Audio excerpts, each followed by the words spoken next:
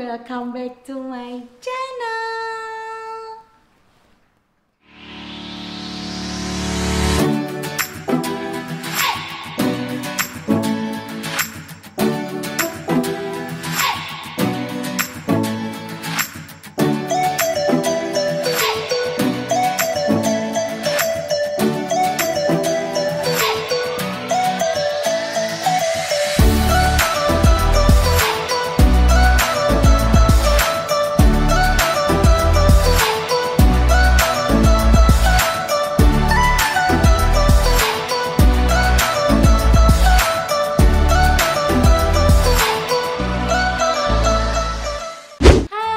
Assalamualaikum warahmatullahi wabarakatuh.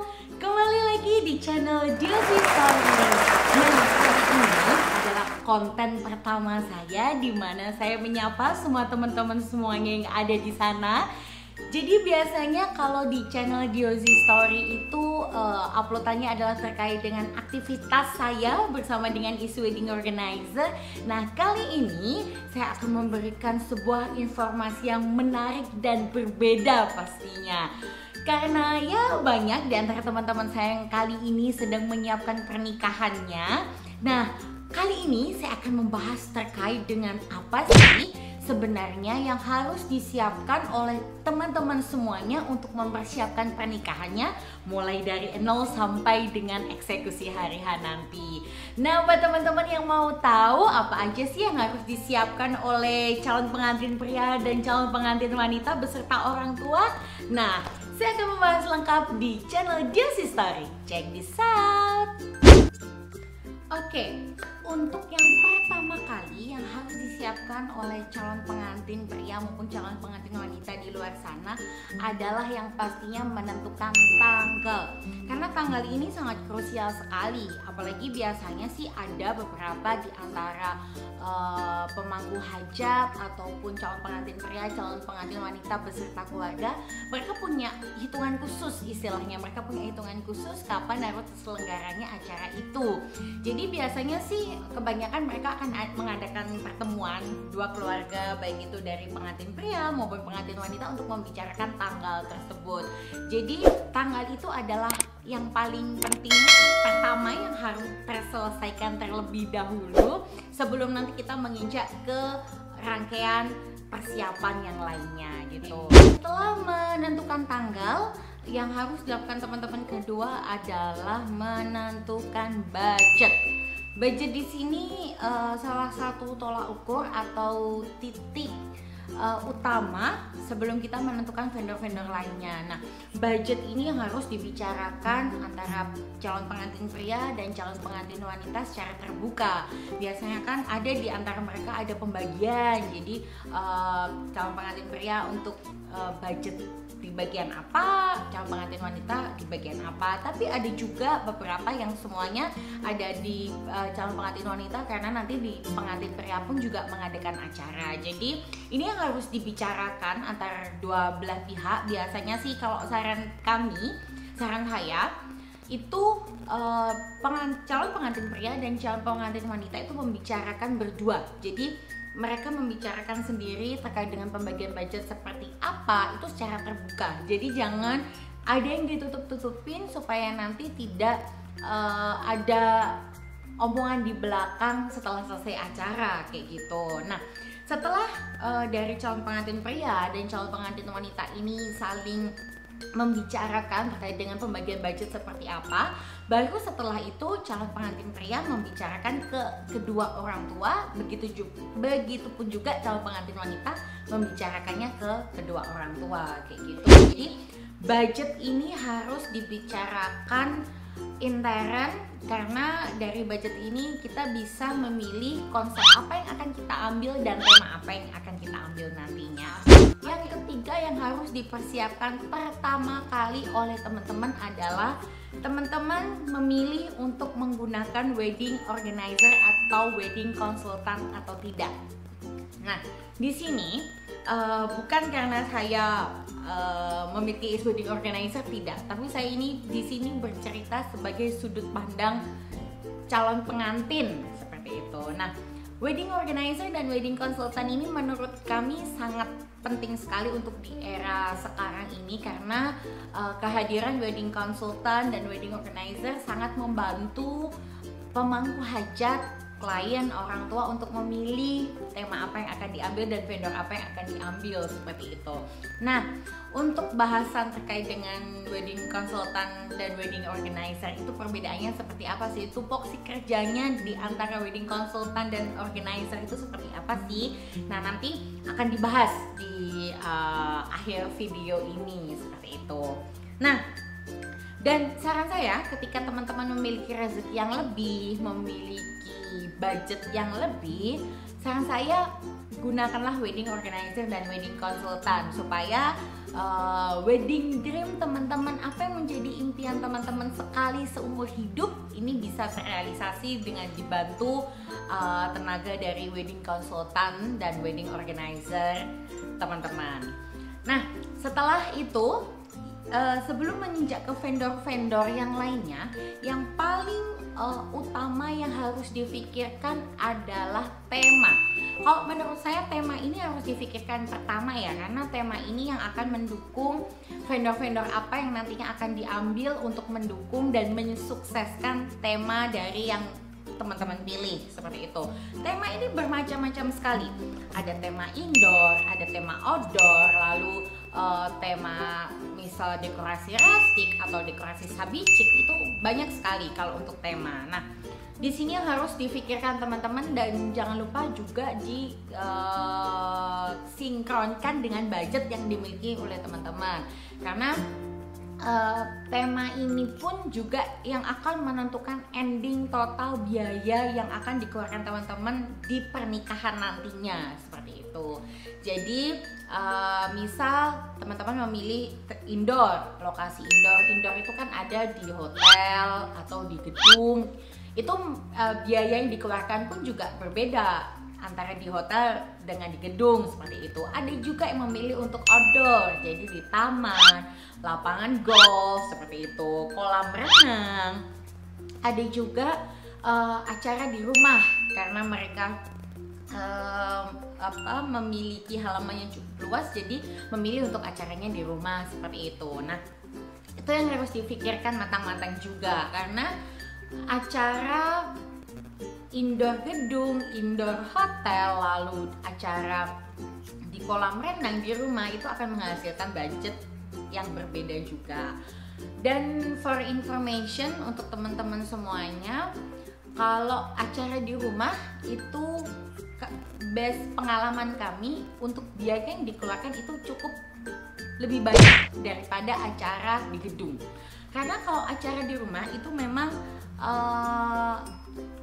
pemangku hajat harus memakeover banyak hal. Soalnya kan rumah, sedangkan kalau gedung ataupun hotel itu kan memang dibuat dengan interior yang mendukung untuk acara pernikahan gitu. Kalau untuk di rumah kan biasanya tidak jauh dari terok, tenda yang harus dipersiapkan, sound sistemnya nanti seperti apa gitu. Itu yang harus dipikirkan matang-matang semuanya. Yang harus dilakukan selanjutnya ketika sudah memilih tema adalah venue yang sudah saya sebutkan tadi. Jadi venue-nya mau di gedung, di rumah, atau di garden, itu yang harus ditentukan. Dan yang sangat krusial sih, karena kalau di kota-kota besar seperti Jakarta, memang karena kota ibu kota, itu untuk venue, karena saya sering bercerita, saya sering sharing dengan teman-teman yang sama-sama melakoni di dunia bisnis wedding ini. Kita sering cerita kalau memang di Jakarta, di daerah Jabodetabek, Jakarta, Bogor, Depok, Tangerang, Bekasi, itu untuk venue itu cukup menjadi sesuatu hal yang sangat mewah, karena bahkan ada beberapa di antara mereka itu untuk booking tempat harus ada yang hampir 2 tahun sebelumnya, 1 tahun sebelumnya, apalagi untuk tanggal-tanggal cantik ya. Untuk tanggal-tanggal cantik itu pasti mereka sudah booking jauh-jauh hari gitu. Jadi venue ini sangat krusial sekali, karena banyak antrian lah istilahnya, banyak antrian dari calon-calon pengantin, karena di Indonesia ini memang tidak dipungkiri memang ada 3 musim ya, selain musim kemarau, musim hujan, ada musim nikah. Nah ini musim nikah ini yang apalagi kalau tanggal-tanggal cantik ini pasti sangat mengkhawatirkan kalau untuk venue. Tapi kalau pengalaman saya di Kota Madiun dan sekitarnya untuk venue sih dibilang susah juga enggak, tapi dibilang gampang enggak juga, gimana ya, susah-susah gampang lah. Jadi karena kalau untuk tanggal cantik, saya rasa untuk semua kota dimanapun untuk tanggal cantik pasti mereka sudah mempersiapkannya jauh-jauh hari ya, karena di tanggal itu pasti banyak yang akan melangsungkan pernikahan. Jadi dibutuhkan kita jauh-jauh hari untuk men-skip venue itu, seperti itu. Setelah venue dapat, yang harus di keep selanjutnya adalah catering. Catering ini kalau menurut saya selaku pelaku bisnis di dunia wedding, catering ini merupakan salah satu hal yang sangat krusial yang setiap tamu datang itu mereka akan menilai acara wedding ini berhasil atau tidak itu dilihat dari catering, biasanya seperti itu. Apalagi kebanyakan biasanya tamu wedding itu lebih dari 60% itu akan didominasi oleh tamu dari orang tua. Kecuali orang tua mengadakan sendiri, lalu si anak yaitu pengantinnya ini mengadakan sendiri, itu akan beda lagi. Tapi biasanya ketika acaranya satu itu lebih dari 60% tamu itu akan didominasi oleh tamu dari orang tua pengantin, orang tua dari pengantin. Nah, kebanyakan orang tua dari pengantin itu akan melihat catering. Catering itu pasti dilihat pertama kali, jadi masakannya tuh enak atau enggak. Lalu biasanya ketika mereka datang di titik-titik terakhir itu makanan masih melimpah atau tidak, itu akan dilihat di situ sama tamu. Biasanya sih ketika ada celah sedikit aja di catering itu kayak merubah semuanya gitu. Padahal menurut kita untuk dekor, misal MUA, semuanya tuh bagus gitu, masih enak, masih bagus gitu, di atas standar lah istilahnya. Tapi ketika catering itu ada celah sedikit aja itu akan berubah semuanya. Itu mereka akan menganggap itu loh di wedding sana tuh makanya nggak enak ini. Padahal dekornya bagus, ininya bagus kayak gitu. Ya namanya kalau ibu-ibu ya say, kalau ibu-ibu itu kan pasti makanan itu utama lah, mereka datang itu makanan itu utama. Pastikan teman-teman memilih catering yang enak pasti, karena catering yang dilihat makanan. Jadi yang pertama itu harus enak, yang kedua yang mereka memiliki kredibilitas dan mereka sudah memiliki pengalaman, amanah, dan pastikan lagi juga dekor sih, dekor dari catering itu sendiri maksud saya. Jadi jangan sampai catering itu merusak tema atau konsep utama teman-teman semuanya. Jadi pastikan juga kalau catering yang akan teman-teman ambil ini bisa mendukung tema atau konsep pernikahan yang di awal tadi sudah ditentukan gitu. Setelah catering itu ada dekor. Nah, kalau dekor ini sangat krusial juga, karena dekor ini adalah main dash dari semua pernikahan.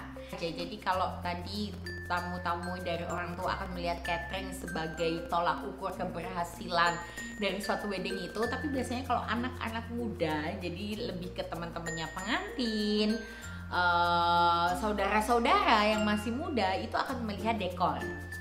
Dekor ini pastikan sesuai dengan konsep dan budget dari teman-teman. Karena sebenarnya dekor itu kalau dibilang mahal enggak kok. Karena dekor ini tuh bisa menyesuaikan. Jadi kalian mau bagus dengan bunga segar semuanya, istilahnya dengan misal gedungnya besar, ada tangga dihias, lalu blok bunganya banyak, ada dekorasi foto booth, dekorasi totokan, setiap belokan tuh ada dekorasi bunga-bunga kayak gitu, itu pasti akan mahal, pasti.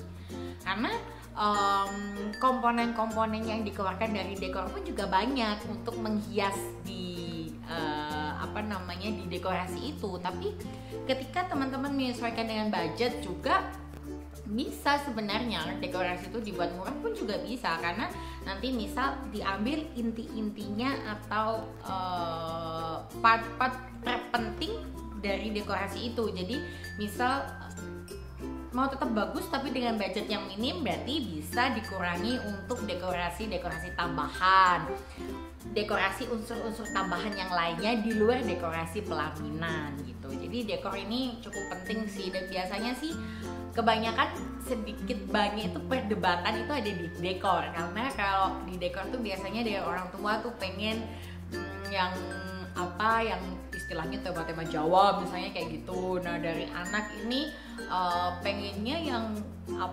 simple, elegan kayak gitu. Nah itu tadi kenapa pentingnya tema dan konsep itu ditentukan di awal. Jadi nanti untuk menentukan vendor-vendor selanjutnya dengan modal seperti apa, itu kita bisa kembali lagi ke konsep awal. Misal nanti ada perdebatan antara orang tua dan pengantin, bisa oh iya ya, kan konsep yang sudah kita sepakati misal konsep Jawa gitu, berarti kan kalau dekorasi simple misal karena konsepnya Jawa jadi kurang masuk kayak gitu. Contohnya seperti itu sih.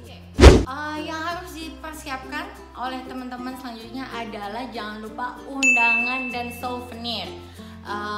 Kalau souvenir ini sih macam-macam ya, maksudnya banyak sekali pilihannya untuk souvenir, karena sekarang banyak pelaku bisnis juga yang mengeluarkan berbagai macam ide, kreativitas mereka, inovasi mereka terkait souvenir wedding. Jadi di sini ada yang mulai dari harga murah sekali menurut saya, sampai ada yang harga paling mahal itu ada. Jadi kembali lagi sesuaikan dengan budget dari teman-teman semuanya.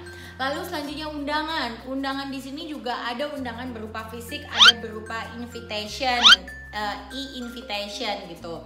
Kalau berupa fisik memang budget yang dikeluarkan teman-teman lebih banyak, tapi memang kalau untuk di Indonesia, terutama untuk di salah satu daerah termasuk Kota Madiun, undangan fisik ini masih sangat penting sih untuk mengundang kolega bisnis atau rekan-rekan kerja, teman-teman dari orang tua, itu masih berupa undangan fisik.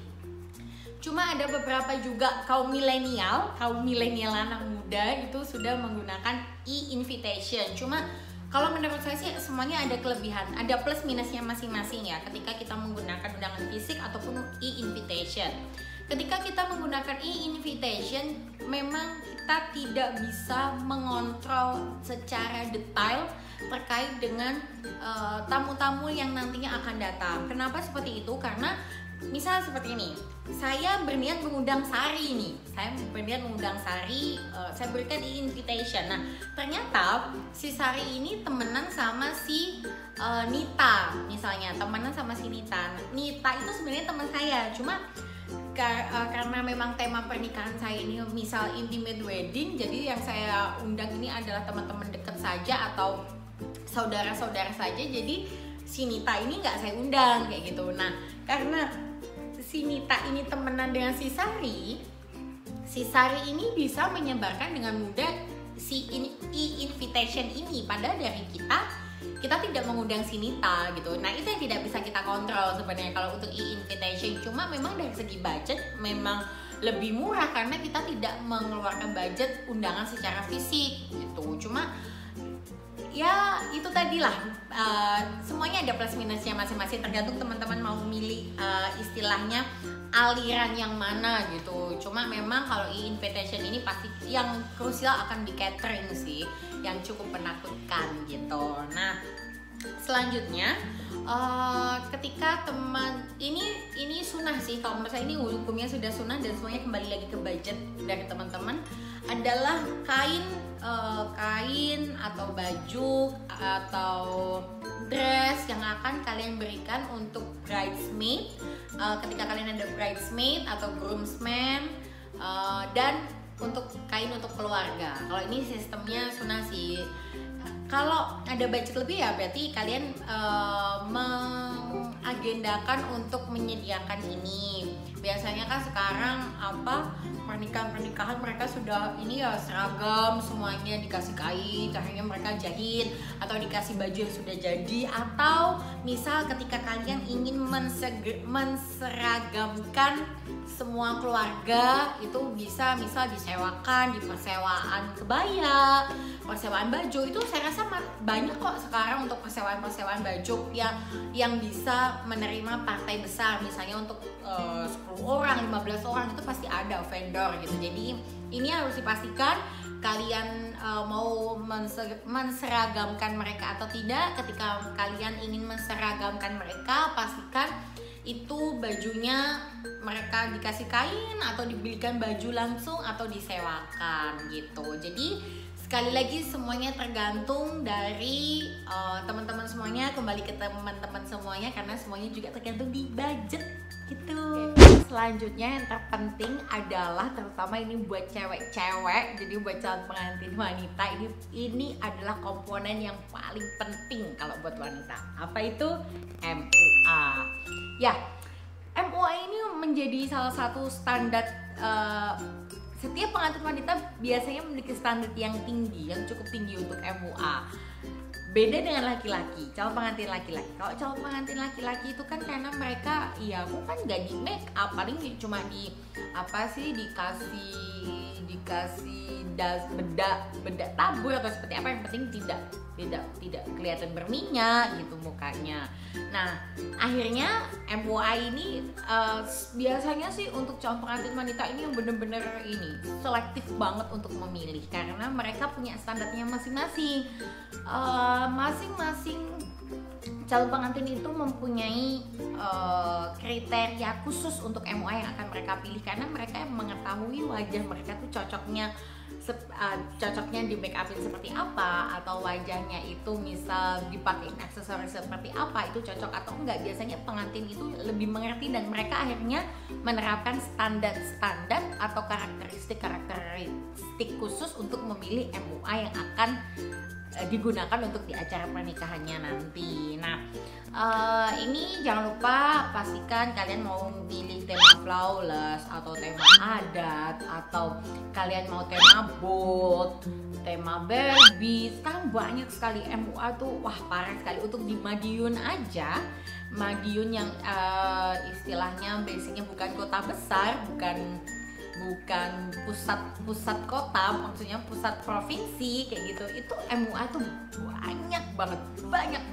dan banyak bermunculan juga MUA muda yang tidak diragukan lagi juga kompetensinya, karena mereka muda, hanya mereka mencari ilmu, mereka cari sertifikat untuk menunjang kemampuan mereka juga. Jadi jangan salah, MUA baru atau MUA muda itu belum tentu mereka tidak memiliki kredibilitas yang bagus, tuh belum tentu. Jadi biasanya sih mereka kan ada Instagram kayak gitu, jadi di portofolio itu nanti teman-teman bisa melihat karakteristik masing-masing MUA kan juga berbeda-beda. Nah, pastikan itu sesuai dengan karakteristik yang diinginkan oleh teman-teman untuk nanti tampil sekali seumur hidup di pernikahannya.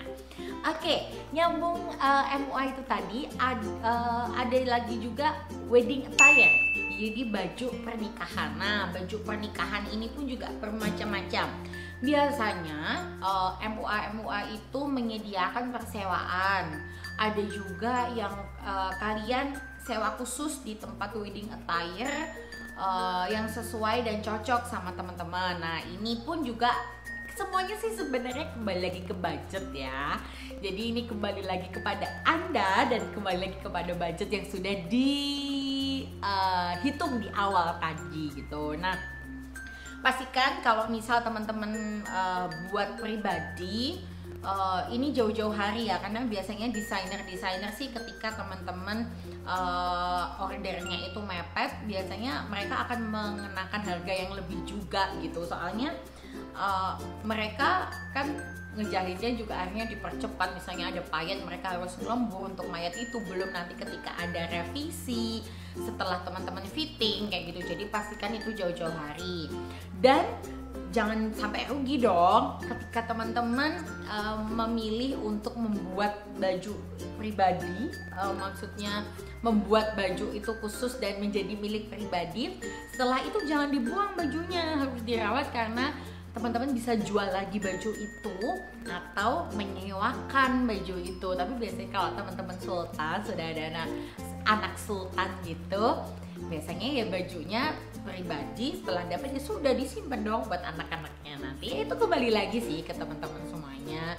Cuma kalau sewa pastikan juga itu sesuai dengan kalian dan jangan lupa buat fitting, karena fitting itu penting sekali. Jangan sampai nanti pada saat hari H bajunya nggak cukup, atau bajunya kegedean, atau bajunya itu nggak fit di badan, maksudnya di badan tuh dipakai nggak enak. Jangan sampai. Jadi pastikan teman-teman harus fitting terlebih dahulu, minimal satu kali sudah cukup untuk si penyedia jasa wedding attire itu mengetahui badan kalian itu seperti apa kayak gitu kan. Kalau naik juga masa iya naiknya mau sampai 5 kilo 6 kilo kayak gitu, bisa aja sih. Cuma biasanya sih kalau mau menikah sih enggak lah kalau naiknya segitu. Mereka sudah memikirkan hal-hal kecil untuk menunjang kecantikan dirinya nanti di hari H pernikahannya.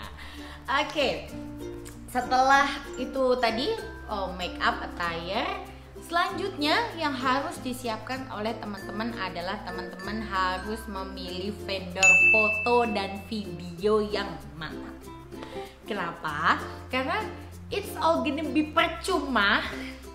It's all gonna be percuma ketika teman-teman sudah menyiapkan konsep yang bagus, dekor yang cantik, make up yang cocok, wedding attire yang super megah, tapi fotografer dan videografer kalian nihil.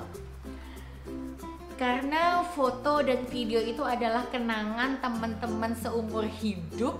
Di situ adalah kenangan teman-teman semuanya untuk nanti bisa dibuka lagi, dikenang bersama anak cucu, dilihat bersama saudara-saudara.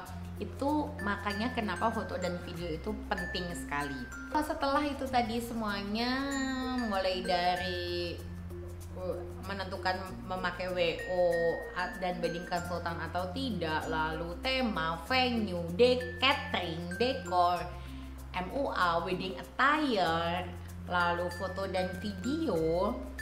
Selanjutnya yang tak kalah penting yang harus disiapkan adalah entertainment. Oke, entertainment ini sangat penting karena apalah daya kita sudah menentukan konsep sedemikian rupa tapi tidak ada penunjang yang mensukseskan acara pada saat hari H.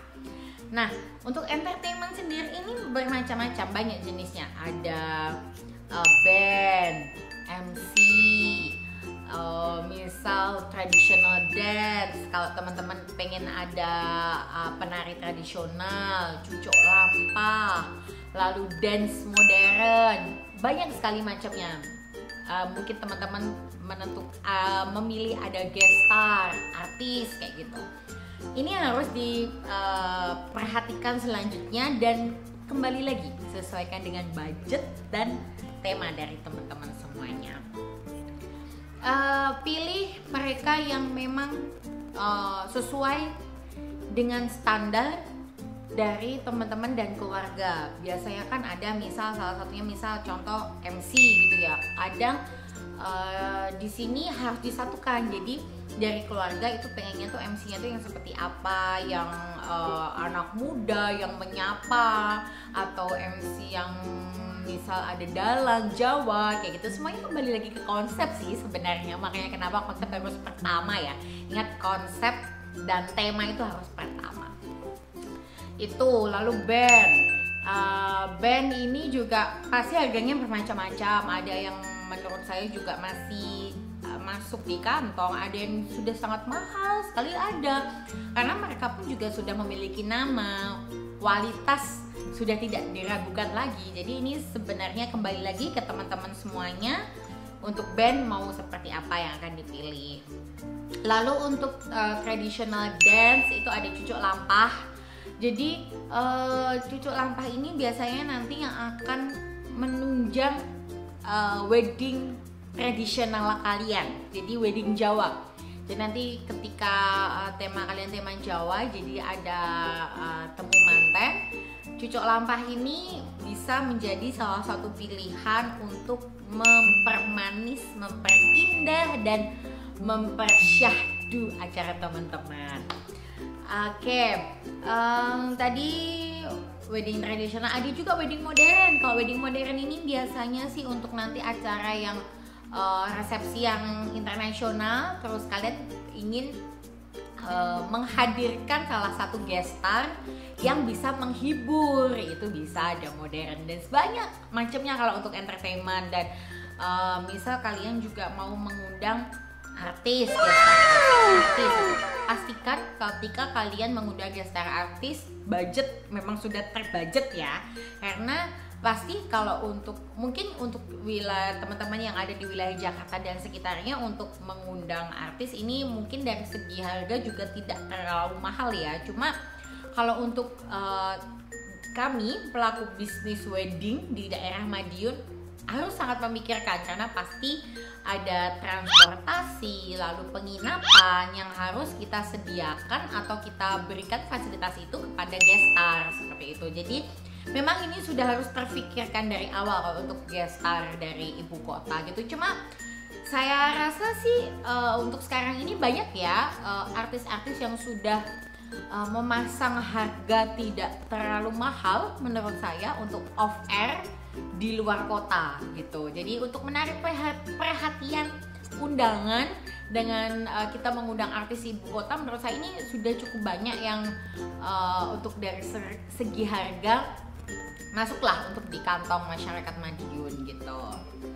Oke, setelah tadi entertainment, nah ini biasanya yang teman-teman terlupakan dan ini biasanya tidak masuk ke budget karena ini adalah perintilan terkecil dari teman-teman. Nah itu tadi sebenarnya gunanya wedding konsultan itu adalah untuk membantu teman-teman mempreparekan semuanya mulai dari awal sampai dengan akhir. Jadi mulai dari vendor terbesar sampai dengan vendor terkecil itu sudah dipikirkan semuanya oleh wedding konsultan teman-teman semuanya. Cuma di sini semuanya pilihan sih.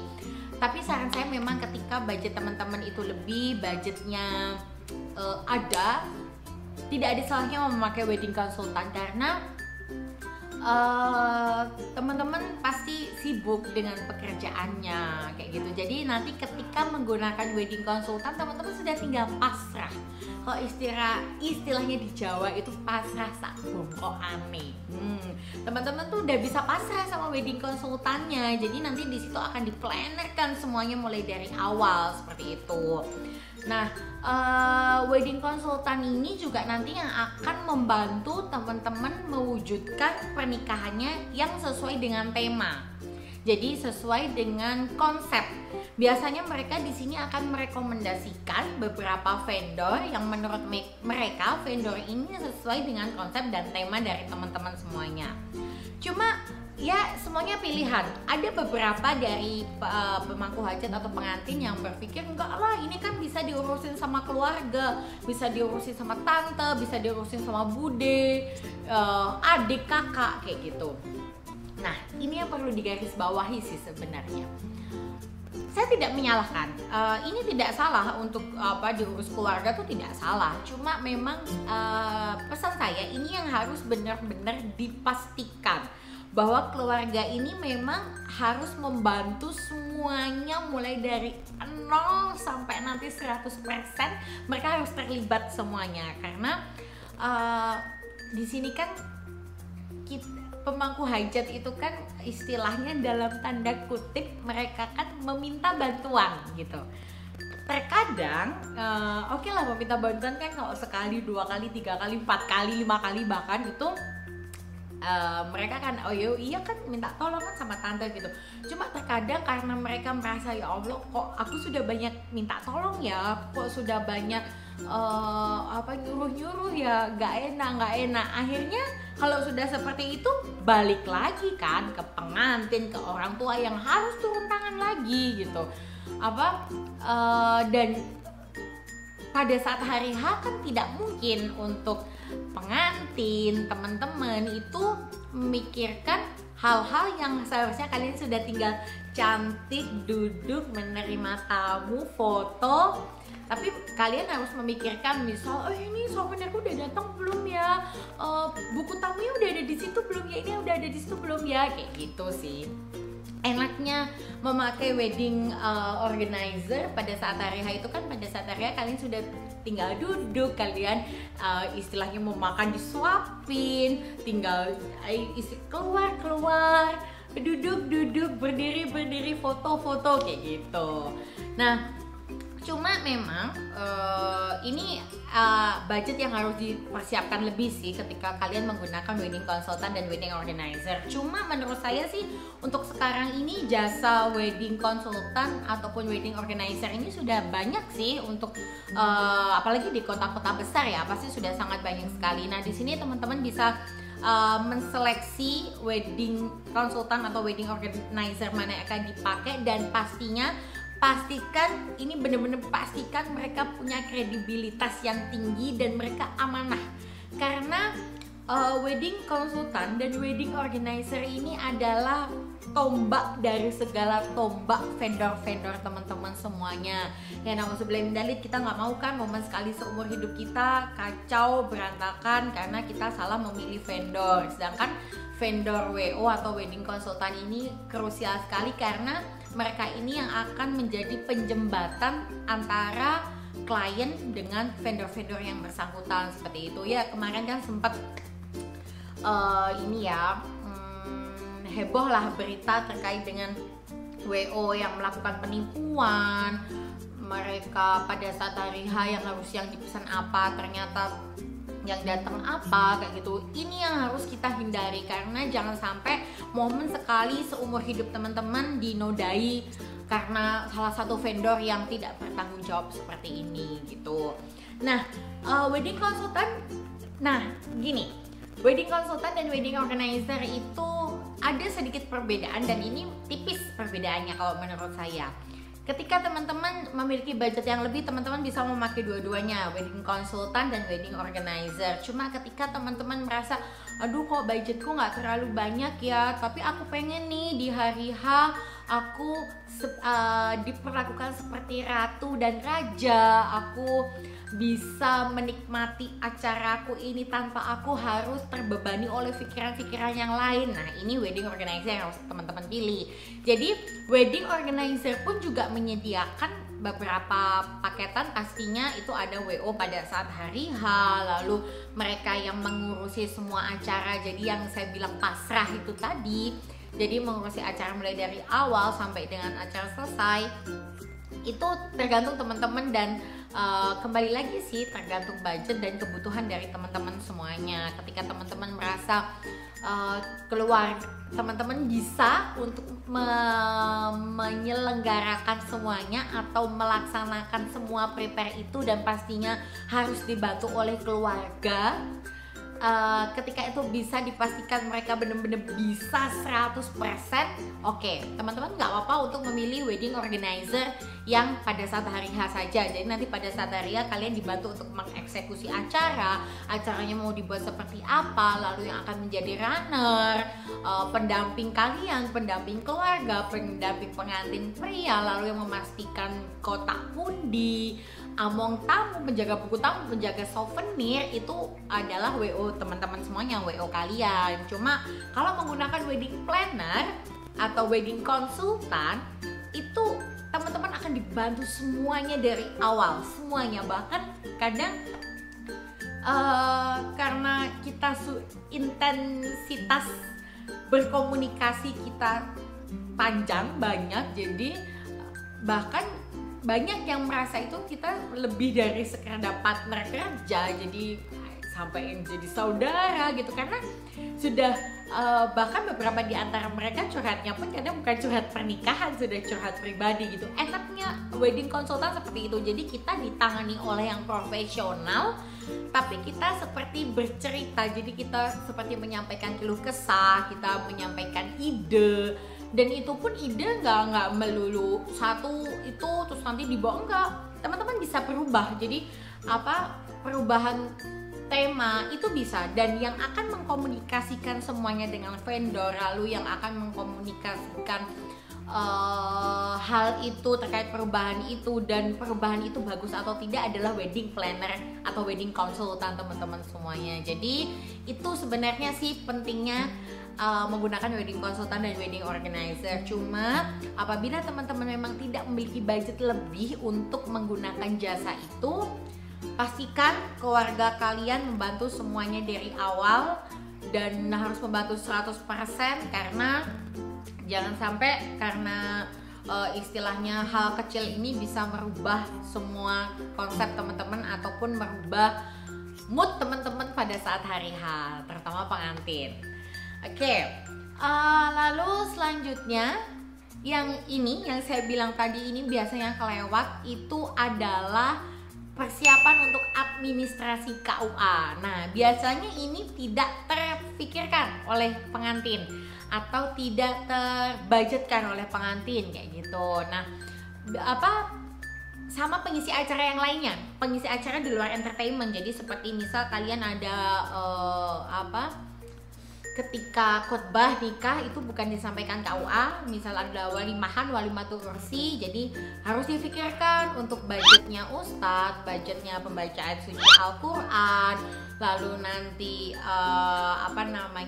biaya administrasi KUA mudin, itu yang harus difikirkan oleh teman-teman semua. Ini biasanya akan lupa karena ini hal kecil, hal yang sangat kecil di dalam pernikahan, jadi tapi terpenting gitu. Ini biasanya yang dilupakan sama calon pengantin ataupun dari pemangku hajat gitu. Nah,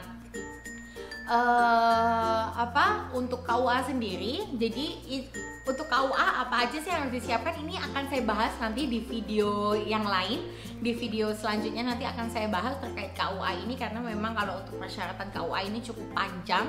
Apa-apa saja nanti akan saya bahas tuntas khusus untuk apa saja yang harus disiapkan untuk administrasi KUA gitu.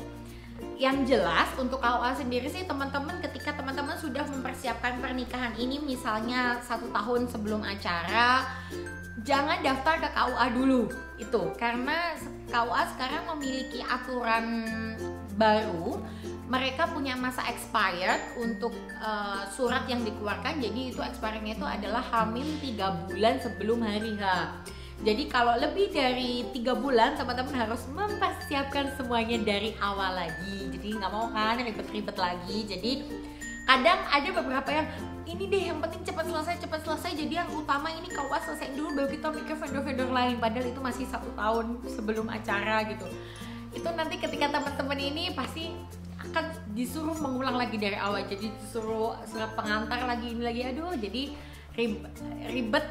Jadi pastikan ketika kalian mengurus KUA itu adalah H-3 bulan, tapi jangan ditunda-tunda juga. Nanti teman-teman menyiapkannya misal H-7 hari, H-1 minggu gitu ya, jangan, karena ini prosesnya pun cukup lumayan panjang, karena nanti ada surat dari pengantin pria, pengantin wanita disatukan, ada rapat dan sebagainya. Jadi ya paling ideal H-3 bulan itulah untuk teman-teman bisa mempersiapkan administrasi KUA-nya gitu.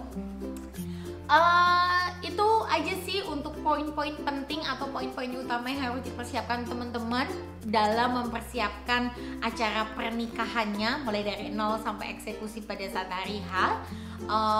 Kalau pesan saya sih, teman-teman harus sesuaikan semuanya dengan kemampuan. Nikah tuh sebenarnya nggak mahal ya, nikah itu tuh murah. Orang nikah di KUA tuh kita paling cuma bayar berapa gitu, hanya untuk administrasi saja gitu. Jadi jangan sampai ini membebani satu sama lain. Pastikan acara pernikahan ini semuanya bahagia. Jadi keluarga besar bahagia, keluarga inti bahagia, semuanya senang dan tidak perlu mengorbankan satu dan lain hal seperti itu hanya untuk pernikahan ini. Jadi yang penting kan pernikahan ini kan sah secara agama, sah secara hukum. Kalau masalah acara resepsinya seperti apa, nanti perayaannya seperti apa, ini sesuaikan dengan kemampuan dari teman-teman semuanya gitu. Oke, itu saja yang bisa saya sampaikan untuk video kali ini terkait dengan apa saja sih yang harus dipersiapkan oleh teman-teman semuanya ketika teman-teman sudah memutuskan akan menyelenggarakan pernikahan. Semoga video ini bermanfaat, dan buat teman-teman yang mau saya bahas apa lagi sih di channel Diozi Story ini, kalian mau tanya-tanya tentang apa atau saya harus membahas apa, teman-teman bisa memberikan ide dan sarannya di kolom komentar yang ada di bawah sini. Teman-teman bisa memberikan ide, Kak saya mau ini dong, informasi misal terkait dekorasi yang bagus yang lagi trending itu apa sih, atau make up yang bagus menurut pengantin itu seperti apa sih. Teman-teman bisa menanyakannya di kolom komentar sini. Oke, terima kasih banyak sudah menyaksikan video ini. Mohon maaf kalau ada salah dari saya, baik salah kata mohon dimaafkan karena memang ini adalah konten pertama saya di channel Diozi Story, di mana saya menyapa teman-teman semua yang ada di sana. Oke, buat jangan lupa like, comment, subscribe, dan share ke semua sosial media kalian semuanya. Terima kasih banyak. Wassalamualaikum warahmatullahi wabarakatuh.